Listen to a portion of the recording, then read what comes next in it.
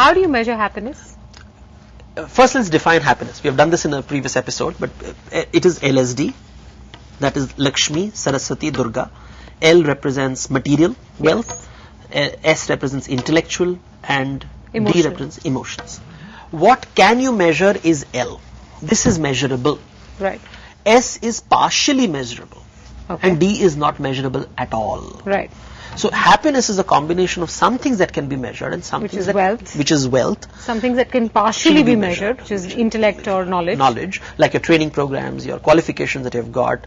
But what cannot be measured is the emotional quotient. You do try, but you will never, I mean, how do you measure who needs attention and who doesn't need attention? And, you know, sometimes happiness is a function of how much attention you get.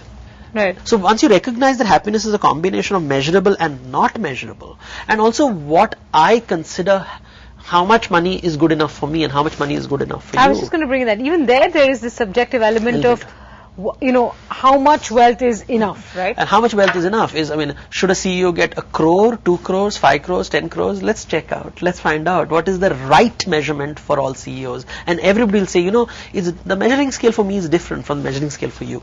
Because see, I am different. And you see, since every human being is unique, everybody has their own unique measurement scale. And that's what Ganesha was trying to tell us. One day, Indra wanted to measure how great he was. And he wanted proof, he wanted to show the world how great he was, which means he wanted something tangible and objective. So he called Vishwakarma, his architect, and said, build a palace for me. And Vishwakarma built a palace of gold for him. And Indra looked at it and said, it is good, but not good enough for me. So build me another palace which will measure my true worth. And that is not good what you have done right now. So Vishwakarma builds another palace. And this time he builds a palace of jewels laden with diamonds and pearls. And Indra looks at this great palace and says, well, this is also good, but not good enough for me. So in both cases, he's saying, you know, the measurement of what you have measured is not quite right. I measure it very differently, and therefore I want something grander. Right. And Vishwakarma gets exasperated and he goes to Vishnu. And Vishnu comes to Indra in the form of a little boy and says, I've heard that you've built a great palace. I want to see this great palace. And Indra says, come, I'll show you. And he shows him the palace of gold and he shows him the palace of jewels and says, well, these are good palaces, but they're not as good as I am.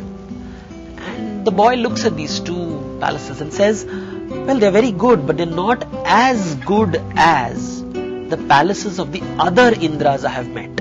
So you see, comparison is being drawn. A reference point is being asked for. Who are the other Indras? And who are they? And he says, oh, you thought you were the only Indra? There are as many Indras in this world as there are grains of sand in a beach.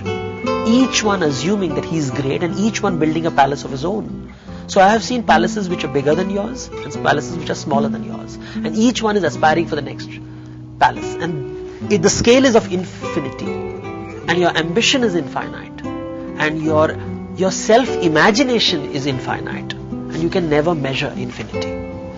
So in what context are we trying to measure all the daily things that we end up measuring? Because every measurement depends on a reference point. Right. And your reference point and my reference point may be very different. And people try to come up with objective realities. That, you know, the maid servant can make do with no holidays. But the CEO needs a weekend off. Decide which measurement is okay.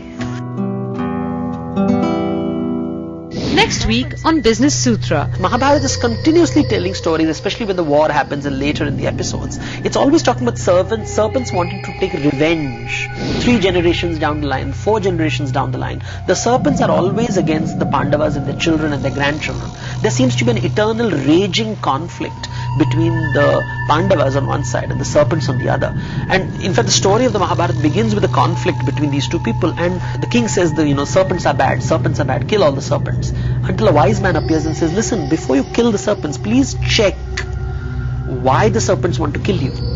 Go back to your history and you'll realize that to build your kingdom, you took their lands. To send us your feedback, SMS BizSutra space your response or question and send it to 51818. Or you can email us at bizsutra@in.com. And you can watch this episode and the entire series on YouTube.